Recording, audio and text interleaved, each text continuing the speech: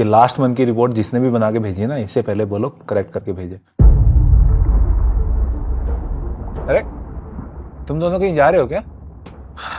हाँ भैया, हम जा रहे हैं यहाँ से। यहाँ से जा रहे हैं मतलब? हमने किराए का घर देख लिया है, हम ये घर छोड़ रहे हैं। ये कैसी बात कर रहा तू? तुझे अपना घर छोड़ के किराए के घर में रहने के लिए क्या जरूरत पड़ेगी? भैया ये घर मेरा नहीं है, ये घर आपका और भाभी का है। आप ही लोग इस घर के मालिक हो। अरे हम दोनों में मेरा तेरा कब से होने लगा भाई? क्या हुआ, तुम लोग कहीं जा रहे हो क्या? हाँ, ये दोनों हमारा घर छोड़ के जा रहे हैं। हमारा घर मतलब?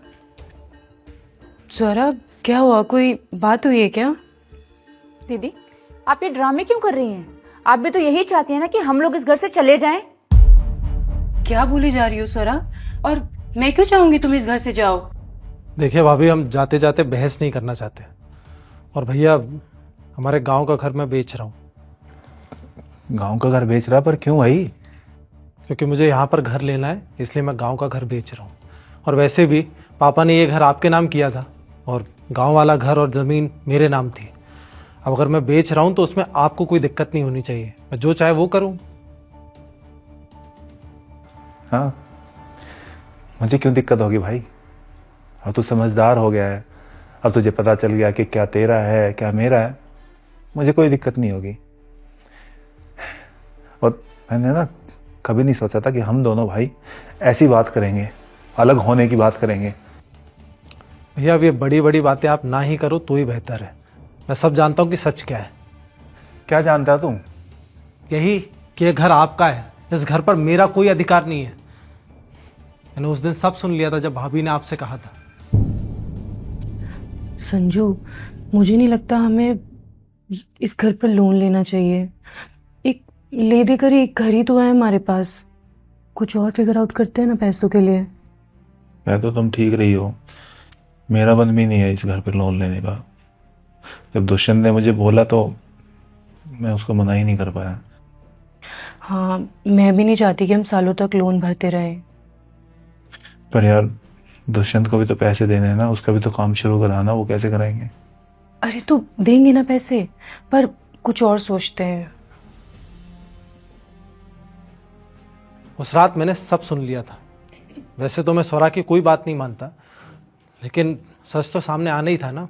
स्वरा सही कहती है कि इस घर में मेरी मदद करने वाला कोई नहीं है। जो करना है मुझे खुद ही करना है। अच्छा, तो तुम्हें लगता है इस घर में तुम्हारी कोई परवाह नहीं करता?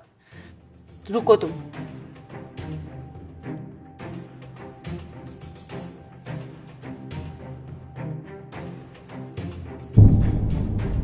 ये लो, जितने तुमने मांगे थे ना उससे ज्यादा ही है।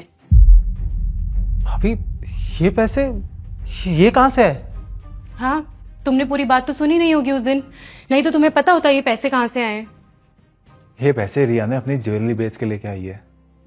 मैंने इसे मना किया था कि अपनी ज्वेलरी मत बेचो, पर इसने बोला कि नहीं, दुष्यंत तुम्हारा छोटा भाई है, उसे पैसों की जरूरत है, हमें उसकी मदद करनी चाहिए। और इस घर पे लोन लेने के लिए इसलिए मना किया था क्योंकि पापा ने ये घर हम दोनों के लिए बनाया था। तो ये नहीं चाहती थी और मैं भी नहीं चाहता था कि हम इस घर को गिरवी रखे, इस पे लोन ले।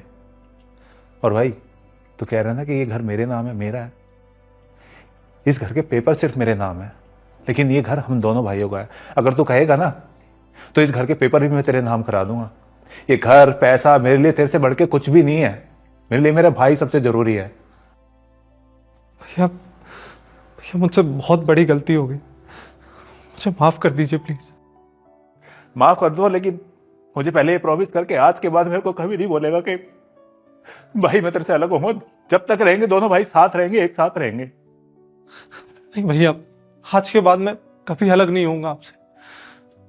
और भाभी आप भी मुझे माफ कर दो। आपने मेरे लिए अपनी ज्वेलरी बेच दी। दीदी मुझे भी माफ कर दो, मैंने भी आपको बहुत गलत समझा। तुम लोग सोच भी कैसे सकते हो कि हम तुम्हारे बिना रह सकते हैं? ये पैसे, घर, ज्वेलरी, ये कुछ मैटर नहीं करता।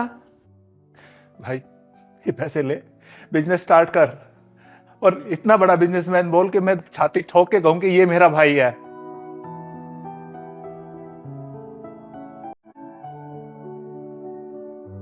आप फटाफट ये सामान वापस रख के आओ, भेजो तो मैं